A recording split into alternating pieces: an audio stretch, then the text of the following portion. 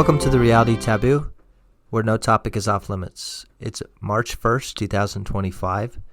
Last week we discussed Mayor Eric Adams and his drama with the White House with the Justice Department dropping the charges or attempting to get the charges against him dismissed. And we talked about how the New York City mayoral contest was going to play out with the Eric Adams situation. And we speculated on whether Andrew Cuomo would throw his hat in the ring. He has done so. He just announced today that he's officially running. So I haven't seen much about what his any substantive points about what his platform's going to be, if he's going to try to go after Eric Adams and perhaps link him to the Trump administration. And then it'll be interesting to see too how his fellow Democrats who are running against him, if they fall in line or if there's a lot of mud, obviously, to throw at Cuomo, considering he was forced or chose or whatever, however you want to say it. He resigned from the office just 4 years ago in 2021. And will the nursing homes, a lot has changed. The world is a very different place than it was 4 years ago. And certainly in 2021, we were right in the thick of COVID. And now, as we discussed also last week, a lot has changed regarding COVID. History is attempting to be rewritten. So will Cuomo try to rewrite the history? Will it even come up? Will he have to answer in any way to the nursing home situation? Will he have? And then as well, Me Too. It was still 4 years. It was 4 years away from the height of Me Too. I'd say 2017. So 4 years later when he resigned. But 4 years later, I would say Me Too's even less of a factor. So again, a lot has changed. So it'll be an interesting race to watch. Next, everybody's talking about what happened yesterday, February 28th, when President Donald Trump, Vice President J.D. Vance, and a few of the other cabinet members, I believe Pete Hegseth was in the room, and Marco Rubio, Secretary of State. They were all in a room, I don't know which room, in the White House, having what appeared to be a press conference, a discussion, and things got heated between Trump and Zelensky. I'm going to play a few clips from that. First of all, during the war, everybody has problems. Even you, but you have nice ocean and don't feel now, but you will feel it in the future. God bless. You don't know that. God bless. You God bless. You will not have war. Don't tell us what we're going to feel. We're trying to solve a problem. Don't tell us what we're going to feel. I'm not telling you. Because you're in no position to dictate that. Remember this. You're in no position to dictate what we're going to feel. We're going to feel very good. You will feel influence. We're going to feel very good and very strong. You will feel influence. You're right now not in a very good position. You've allowed yourself to be in a very bad position, and he happens to be right about it. From the very beginning of the war. You're not in a good position. You don't have the cards right now. With us, you start having cards. Right now, you don't. You're playing cards. You're playing cards. You're gambling with the lives of millions of people. You're gambling with World War III. You're gambling with World War III.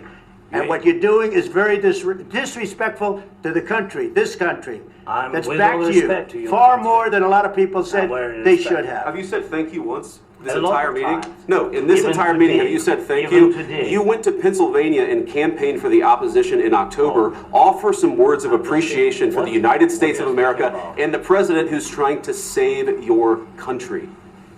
Please, you think that if you will speak very loudly about the war, He's not speaking loudly. He's not speaking loudly. Your country is in big trouble. Can I Wait a minute. No, you've done a lot of talking. Your country is in big trouble. I know. You're not winning. You're not winning this. You have a damn good chance of coming out okay because of us. Mr. President, we are staying in our country, staying strong from the very beginning of the war. We've been alone, and we are thankful. I said thanks you haven't in been this alone. cabinet. You haven't been alone. In this cabinet. We gave you, through this stupid president, $350 billion.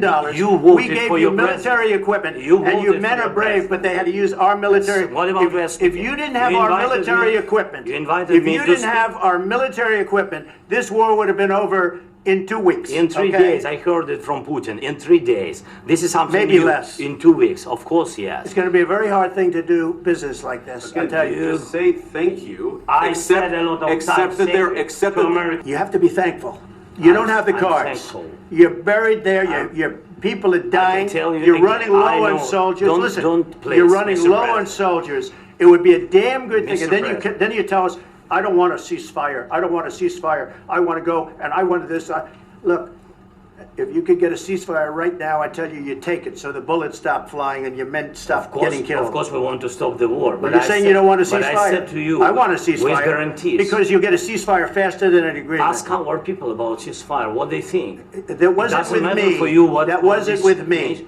That was with a guy named Biden, who was not a smart person. That was with Obama. It was your president. Excuse me. That was with Obama, who gave you sheets, and I gave you javelins. Yes. I gave you the javelins to take out all those tanks. Obama gave you sheets. In fact, the statement is Obama gave sheets and Trump gave javelins. You got to be more thankful, because let me tell you, you don't have the cards. With us, you have the cards, but without us, you don't have any cards.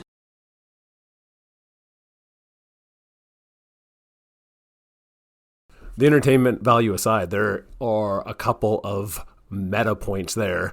First of all, at the beginning of that clip, we hear Zelensky making a variant of the "we're fighting them over there, so you don't have to fight them over here" argument to try to subconsciously slot Russia and Vladimir Putin into the mental configuration of where Westerners view Islamic terrorists. You notice that Zelensky said that there's a big ocean separating you from Europe where the battle is raging, but the implication there is that if Ukraine falls, then Europe will be the next domino, and then they'll be crossing the Atlantic Ocean and coming onto the eastern shore of the United States of America.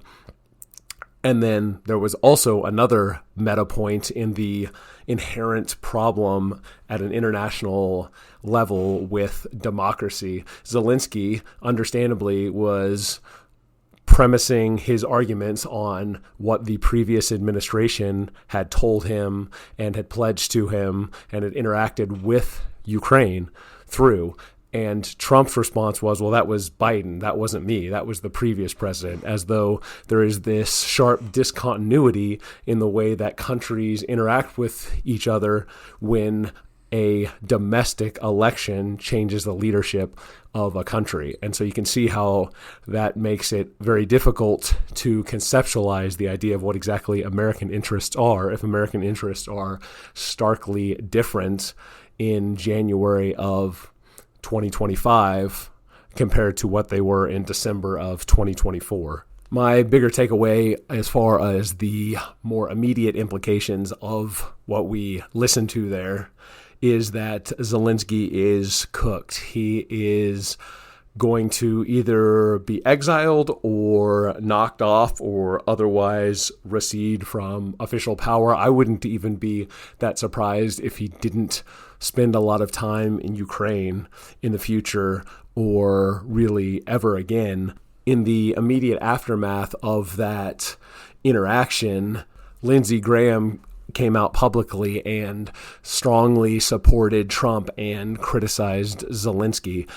So we have between Lindsey Graham and Marco Rubio decades of congressional neocon representation, senior statesmen in the Republican neocon Congressional Confederation coming out and publicly siding with Trump and condemning Zelensky, which indicates that there will be a real push to cut off any future funding for continued military action.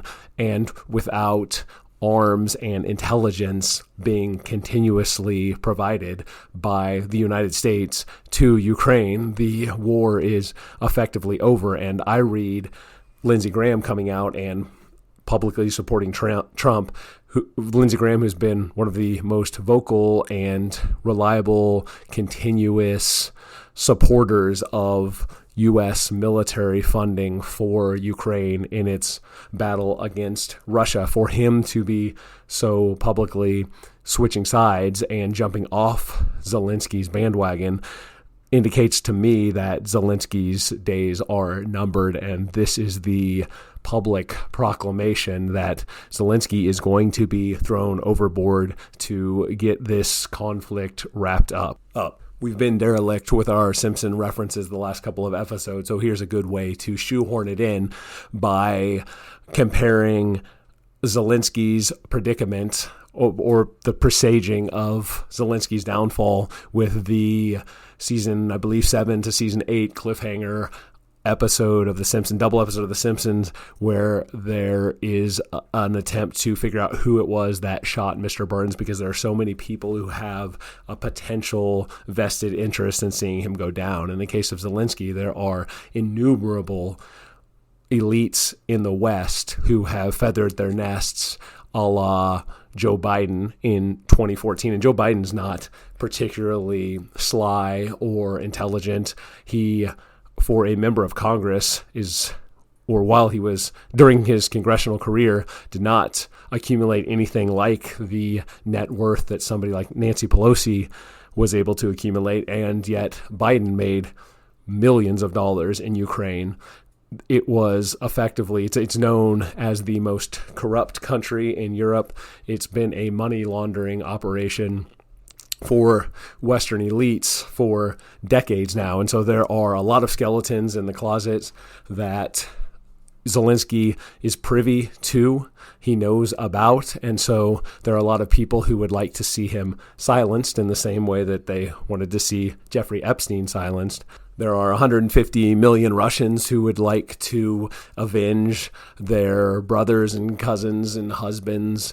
There are the NATO powers in Europe that are concerned about the spigot being turned off, or at least being tightened under a second Trump administration, who are going to understandably view having to shoulder the financial and military burden of keeping Ukraine afloat as a millstone being tied around their necks. And so if they are able to dump the Ukrainian burden overboard and blame Zelensky and make Zelensky the fall guy for that, then that also allows them to maintain an outwardly hostile orientation towards Russia without having to continue in what is a hopeless, futile military struggle. And so there are countless major power centers and actors who will benefit from being rid of Zelensky at this point. And so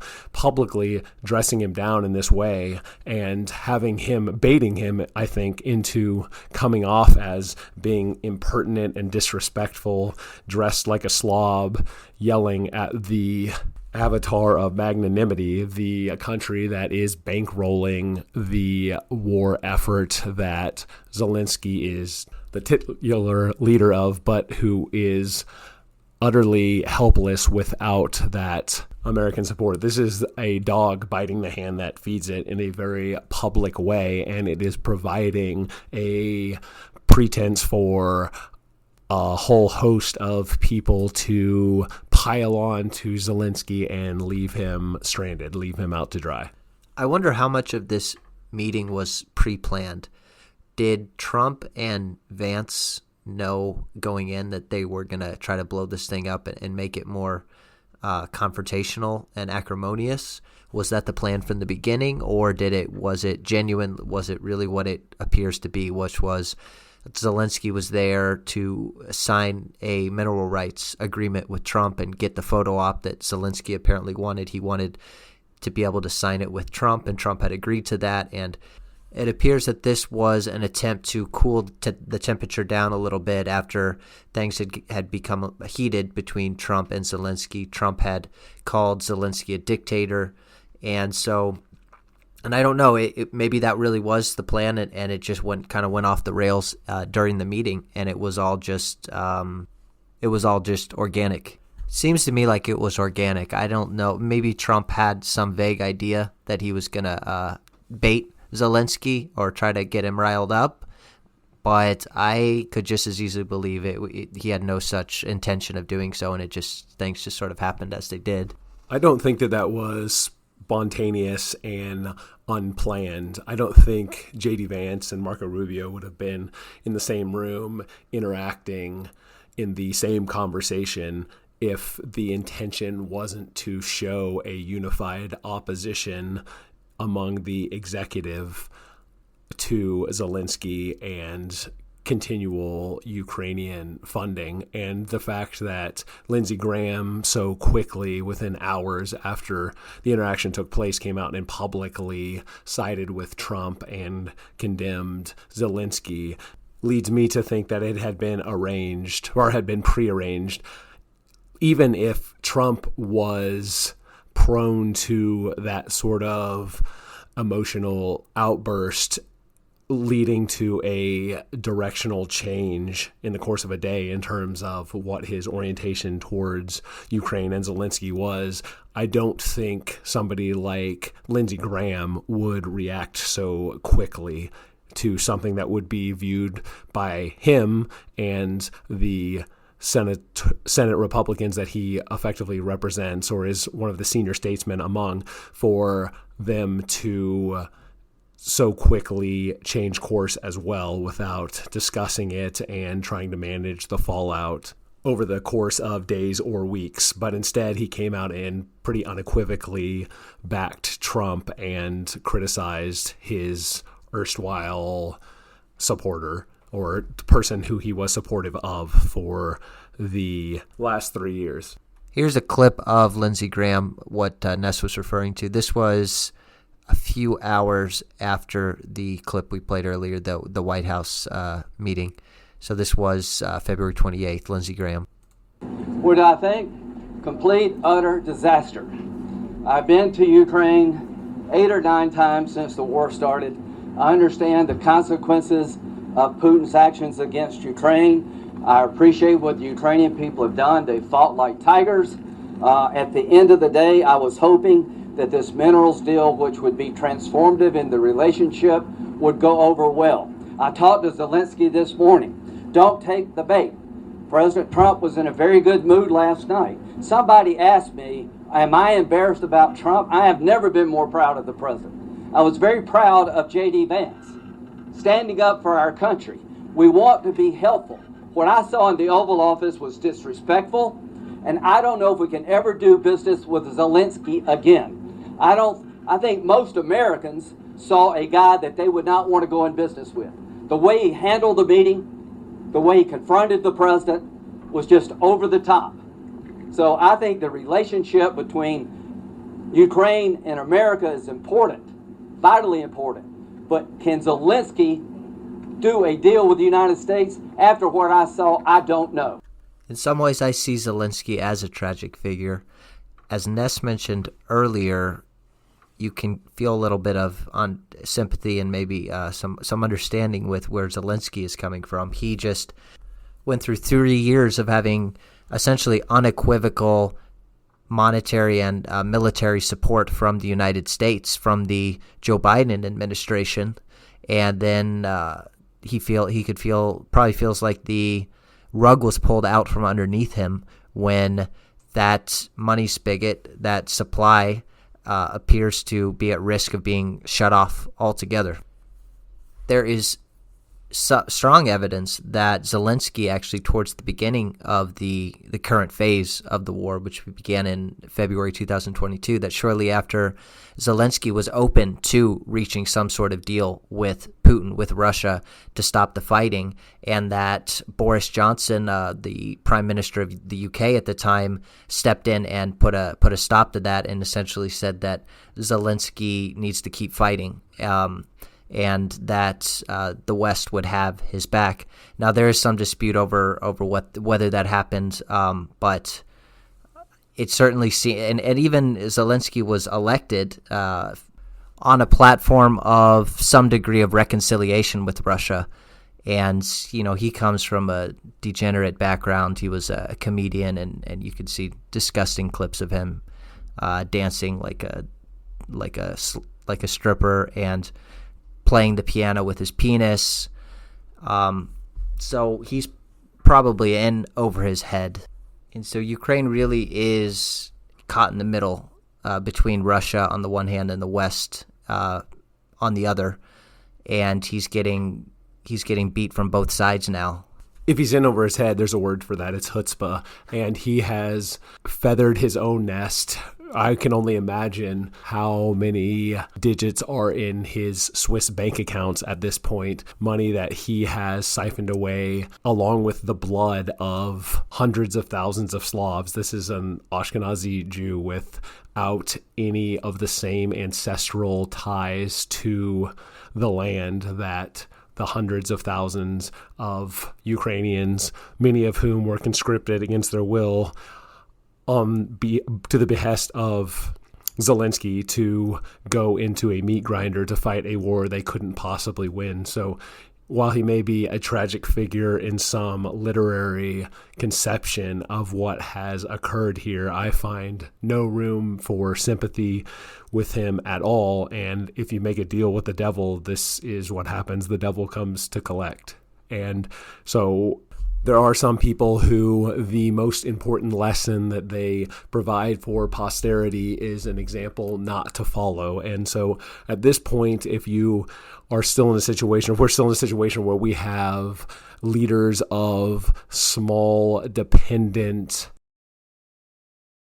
states that are unable to exist on their own, they're not viable economically, they're not viable politically, culturally, ethnically, militarily, then if they throw in with the West to serve as a pawn on the grand chessboard for the West, with the promise that the West is going to take care of them, if Iraq and Afghanistan and now Ukraine and various examples of countries in South America, Central America, if they haven't learned yet that the Western world will use, abuse, and then discard you, if they haven't learned that lesson yet, well, here's one more example of that lesson to be learned.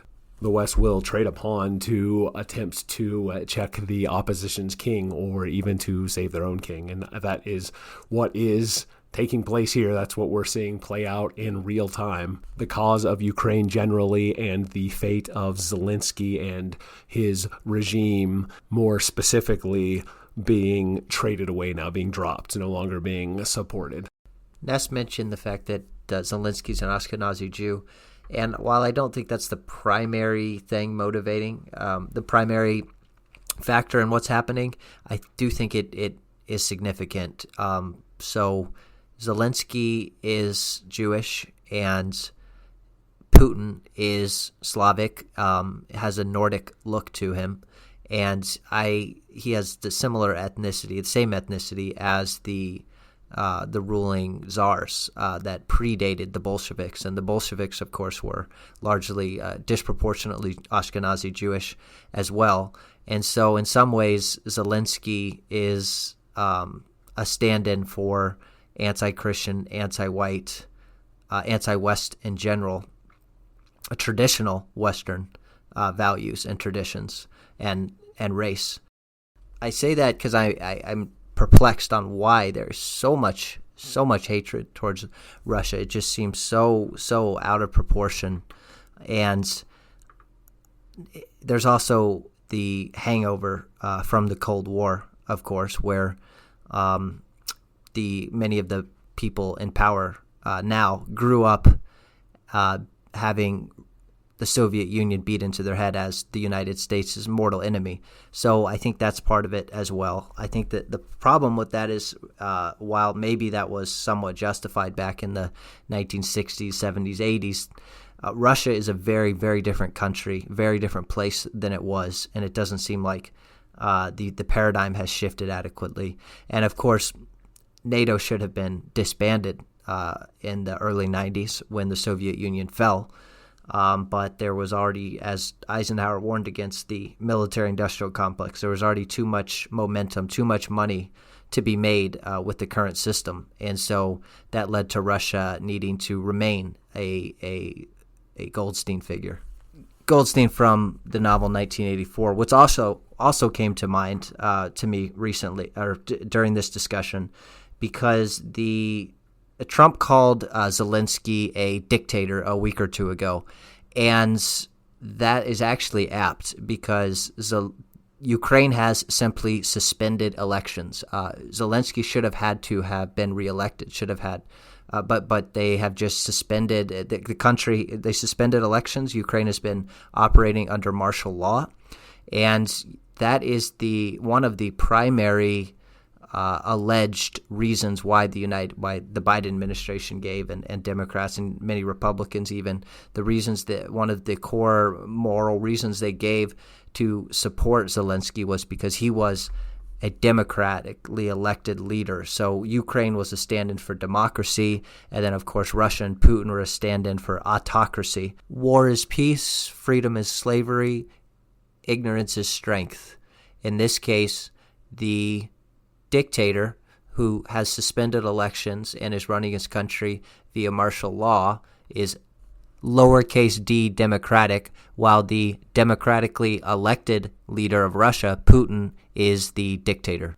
And when people say, well, Ukraine is a democracy, but they're at war, so it's justified why they would suspend the elections, I would just point you to the entire almost 250-year history of the United States, in which we have the United States has never suspended an election, even during wartime. We had an election during the Civil War, so that's not an excuse. I think the Cold War hangover explanation has some use as a way of ginning up public support for antagonism towards Russia, but I don't think it's the motivating factor for a lot of the neocons in the bipartisan foreign policy establishment.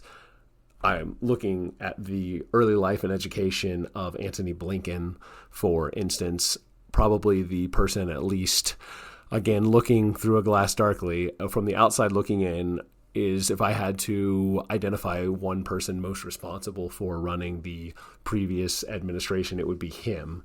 And he was born on April 16th, 1962 in Yonkers, New York, to Jewish parents. That wasn't the point I was going to make, but in the 80s, he worked for Michael Dukakis, and he was an editor at the Harvard student newspaper, and then he wrote a monograph where he argued that exerting diplomatic pressure on the Soviet Union during the Siberian pipeline crisis was less significant for American interests than maintaining strong relations between the United States and Europe. And so what I read there between the lines is that during the Cold War, I very much doubt that Blinken was much of a Cold Warrior. He was probably instead someone who had a lot of latent sympathies for the Soviet Union. So I think it is more likely that it is a sense of ethnic grievance and a desire for vengeance on behalf of the Soviet Union rather than to continue to drive the Soviet Union into the ground,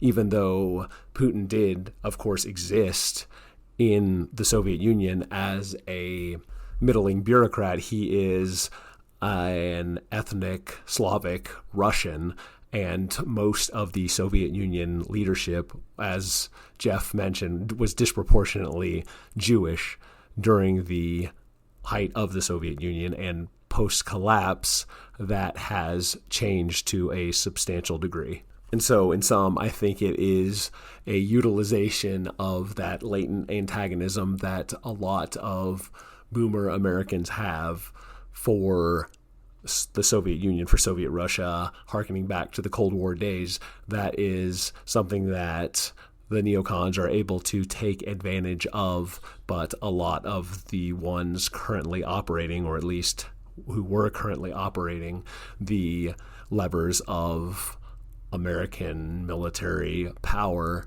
and statecraft, but it's not a fear that there is going to be some sort of reconstitution of the Soviet Union and the reinstalling of communism in Russia that is the threat that drives so many of them into what feels like a bloodlust towards Russia, the Russian Federation, and the Russian people, and also to just Slavic people in general. This war between Ukraine and Russia that was made possible by, frankly, a contingent of Western Jews, an elite sliver of Western Jews, both in the United States and also in Ukraine itself, via Zelensky, that their motivations for supporting Ukraine in opposition to Russia are not the same as a boomer Gentile in Flyover America who is out grilling on his back patio and with an American flag hanging above his garage and a general patriotic sentiment in his life. You're listening to The Reality Taboo. We're going to switch to our second topic. This starting from a Wall Street Journal article. Inside Doge's clash with the federal workforce. So from the beginning of the second Trump administration, January 20th, Trump has empowered Elon Musk and Doge to rifle through many of the databases of government agencies. And the first major target of Doge was USAID, United States Agency for International Development, and it seems like that agency has been pretty well torn apart. And so Doge recently sent an email out to federal workers: quit now and get months of paid leave or face the possibility of getting fired. The message had the subject line, "Fork in the road," the same subject line Musk had used in a 2022 email to Twitter employees shortly after he took over the company and renamed it X. About 75,000 government employees took the offer, according to an Office of Personnel Management spokeswoman. About 3.5% of the civilian federal workforce. As Doge programmers pushed for more access to the Office of Personnel and Management systems, some career staffers became worried. About a week after Doge first arrived on the scene, some staffers who objected to their activities were sidelined by Musk officials at the agencies. One staffer said employees who made objections were deemed an internal threat. In recent weeks, about 9 Doge workers have had administrative access to the agency's computers, according to documents reviewed by the Journal. One Doge programmer took control of the Office of Personnel and Management's website, taking down diversity, equity, and inclusion pages. Having read the Walter Isaacson biography of Elon Musk that came out a year or two ago, I recognize it really is the case, at least like Ness said from the outside looking in. It seems that Musk is following the same playbook he followed when he took over Twitter, and to some extent the same. His governing business philosophy seems to be, when dealing with a bloated, inefficient system, the best way is essentially to slash and burn, to tear it down, to the goal being to cut the fat while accepting the risk that in the process of cutting the fat, you're going to cut some muscle as well. And Musk thinks you cut all the fat, and then once the muscle that you did cut that you need, just rebuild it. Start from scratch. And that seems to be what he's doing. Try to get rid of as many federal workers as possible. And then if that leads to real actual harms and services and things that shouldn't have been cut that were cut, just restore them. This raises a question that we've explored in the past, a few episodes ago. Should MAGA continue dismantling / shrinking / destroying the deep state units such as USAID, or instead attempt to co-opt them and use their power and influence to accomplish right-wing political and social goals? So in the case of USAID, it appears that the goal is to dismantle the agency, destroy it, to salt the ground. But was there an alternative? Could a co-option of that agency taken place instead? And so instead of funding a transgender treatment facility in Hyderabad, India, and that actually is a true story. I'm not just pulling that out of the hat. There was actually a USAID funded transgender clinic in Hyderabad, India, that I guess is no longer receiving American dollars.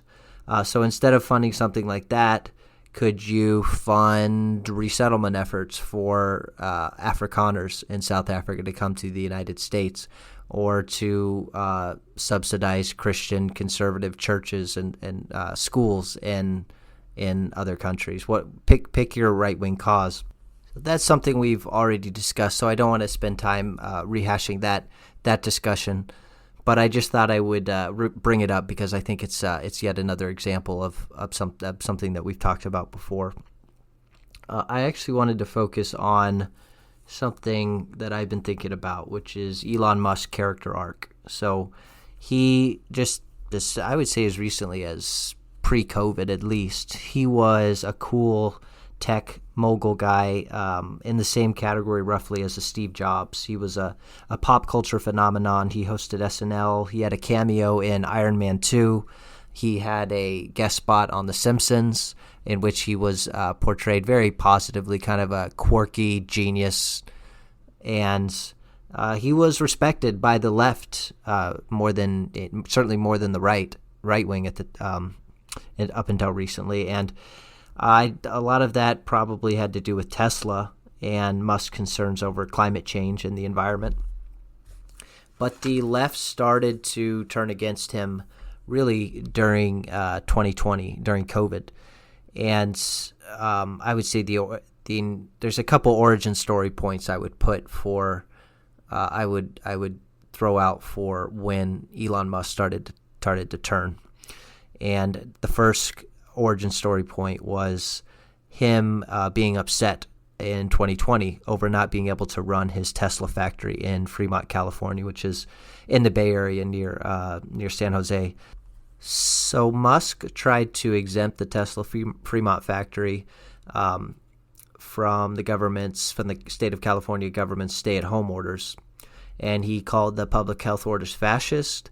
He called the public's response to the pandemic dumb.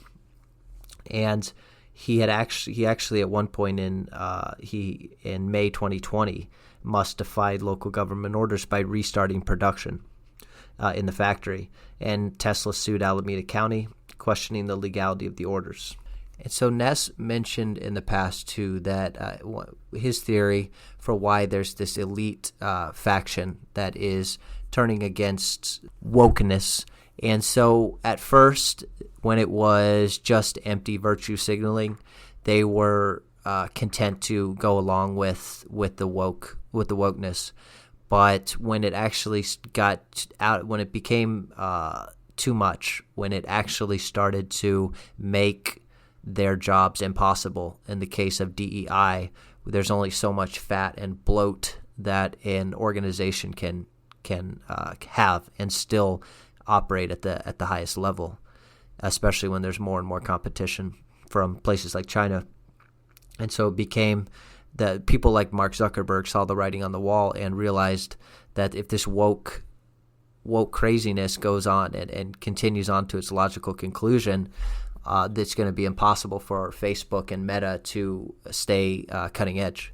And in a somewhat similar way with this with the COVID situation shutting down Musk's Fremont factory, the consequences of horrible political decisions actually affected his bottom line and prevented him from operating his business.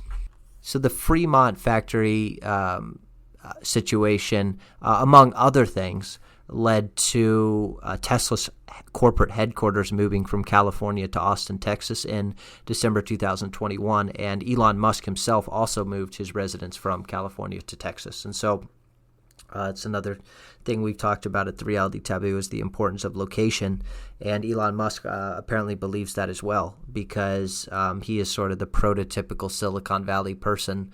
I'm sure in years past in the 90s and 2000s and 2010s, he was very comfortable in California, fit right in. But at this point, he does not feel comfortable living there. And so he moved his company and himself from blue state to red state.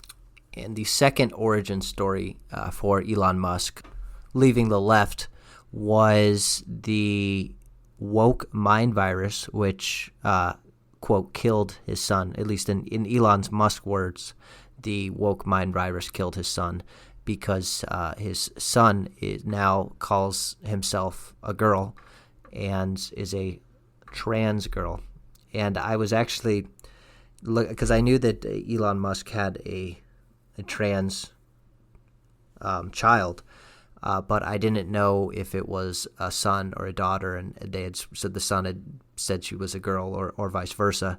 And actually looking through it, because of how, again, not to bring up 1984 again, but I'm going to, because I think it applies here. It's when East Asia and Eurasia and Oceania in 1984 were always at war.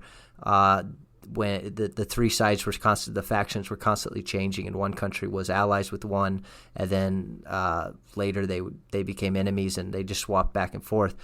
In the same way, once somebody, in this case Elon Musk's son, declares that he's a girl, then Wikipedia and all the internet sources jump to attention and retroactively change the pronouns from male to female. And so that made it difficult for me just from looking at text to determine what Elon Musk's child actually was. So, but Elon Musk has I guess his very strained relationship with that child now, and again, it's something that the woke mind virus, going along with wokeness, he probably didn't realize how pernicious the transgender ideology is, and it was just sort of part of the air that he breathed in California. And once he realized, it kind of became something that he could maybe not push back against too hard. It was something that seemed kind of abstract, but once it actually, he saw how that really affected him in his personal life, it kind of was, to mix metaphors, another kind of a red pill moment for Elon Musk. And Musk is another example of what we also talked about recently, about being a class traitor, about not playing the part you were supposed to play. And we mentioned specifically before RFK and Gabbard, who were rising stars in the case of RFK, an established star of the Democratic Party, and then Gabbard, a rising star of the Democratic Party, turning on the Democratic establishment and joining the MAGA movement. And there's a special level of vitriol that the left has towards those two figures, and I would say even multiplied in the case of Elon Musk. And the similar backstory applies to him. He was a liberal in good standing with the left, and the fact that he turned on them makes it especially galling for them. And I can't help but think, the Tesla car is, we don't have the stats on it, but I would say almost certainly it's disproportionately owned by people on the left. And so it has to be kind of galling for people who, they spend a lot of money on their Tesla, so I don't think it's something they're just going to get rid of. But every time they see that, they think of somebody they hate, Elon Musk. And so Musk being a class traitor, the left has, of course, used lawfare to go after Musk. And in February 2022, the California Department of Fair Employment and Housing sued Tesla for, quote, discriminating against its black workers. And speaking of black workers, a disproportionate number of federal government employees are black, meaning the percentage of government employees that are black is higher than their 13% of the overall U.S. population. And so that's an important source of patronage. And so that makes it that's also very offensive. It's what makes Elon Musk dismantling USAID and other government agencies so offensive to the left, because Musk is going after a key node in their patronage network, in which they dole out sinecures for people who are not very impressive or qualified, but they need to appease somebody. Well, I've been talking a lot. Ness, what do you have to say? Well, not surprisingly, I am going to bring more of a black pill to this analysis. The idea that we're cutting a lot of fat when we're talking about firing one out of about 30 federal workforce members, and not even firing them, but allowing them to effectively take a generous severance package, is a long way from even resembling what Elon Musk did when he took over Twitter. In principle, of course, I think it's a great thing to go in and take a meat cleaver to the administrative state that, in the case of Donald Trump, may have literally tried to kill you or at least allow you to be killed. In the case of Elon Musk, there's a double meaning to the class tradership that Jeff mentioned, because Elon Musk became the world's richest man in large part due to government transfers and government sponsorships of his companies. His companies would not exist without, especially SpaceX, without the government funding. And, well, neither would Tesla. Tesla would not be viable without the generous EV tax credits that the federal government provides dealerships and Tesla car owners. If those went away, then the effective price of Teslas would go up by high four-figure, low five-figure amounts. But he's a putatively smart guy, a genius. And so it wasn't like there have not been other proposals laid out, most notably by Vivek Ramaswamy, who has effectively disappeared from the Trump administration scene. But he was pushing the idea, one that would be legally easier to execute and would be far more significant in its consequences than anything Elon Musk and Doge have done up to this point, which would be to randomly terminate large numbers of the federal workforce and do it by a RNG, a random number generation, or by looking at odd-numbered Social Security numbers that ended in an odd number, ended in an even number, as a way to really take a meat cleaver to the workforce. And I think if that was what happened, the analogy to cutting out fat and potentially cutting muscle or tendon, and then going back in and rectifying that by finding the problems that created and then fixing those problems by hiring more people into specific pinpoint places that were somehow negatively affected by a 50% reduction or a 75% reduction in the workforce to get closer to the numbers that Musk executed when he took over Twitter. That wasn't tried, and instead there's this voluntary thing that is really picking the lowest hanging fruit by demanding that federal employees do things like not elect to take a voluntary severance, or requiring that they respond to an email asking for 5 points of productivity over the last week, something that you could type in for ChatGPT to do for you, and it would give you a bunch of jargon and C-suite sort of buzzwords that would allow you to fill in 5 bullet points and send the email back in 5 minutes without any real expectation that there would be any follow-up, any audit of the response.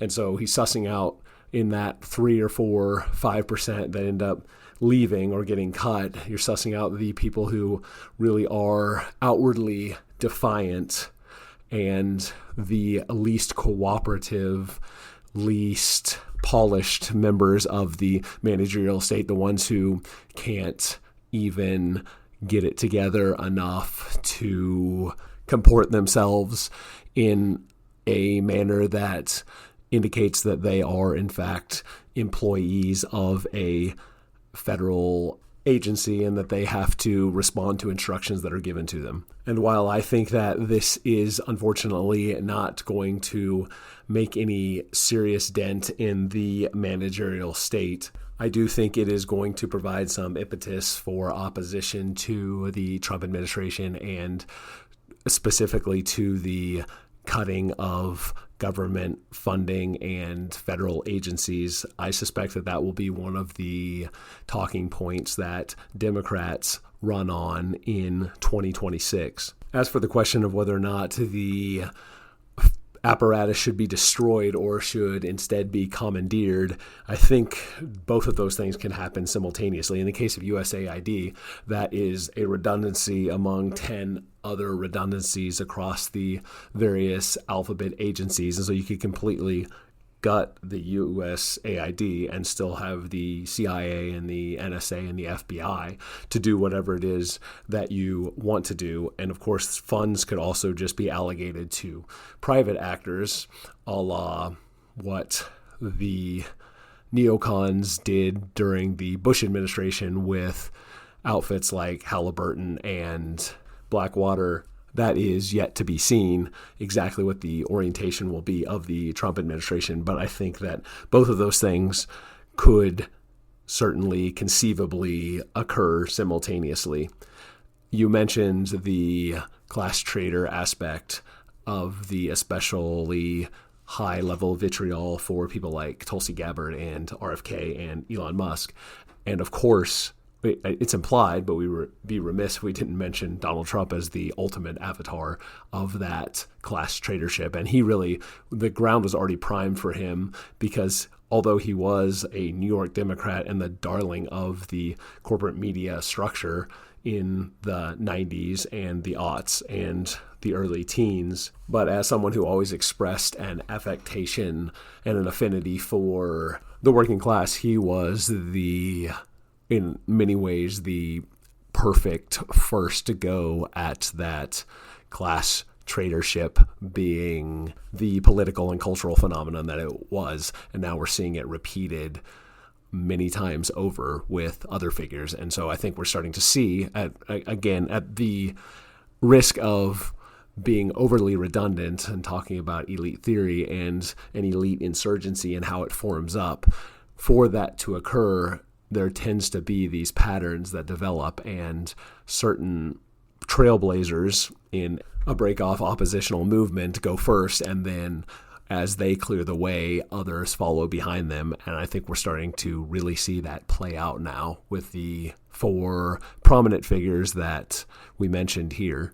And finally, for the poor, environmentally conscious, status signaling Tesla drivers who were so proud of the electric vehicles that they purchased in the past, but now feel some sort of buyer's remorse for having purchased those things because they indirectly funded someone or something that does not represent them culturally or politically. Perhaps a little empathy is in order, because that is the experience of flyover middle Americans in virtually every purchase that they ever make from any institution. And that has been the case for as long as many of them have been alive. All right, that'll do it for us today. Thanks for listening. We'll talk to you next time.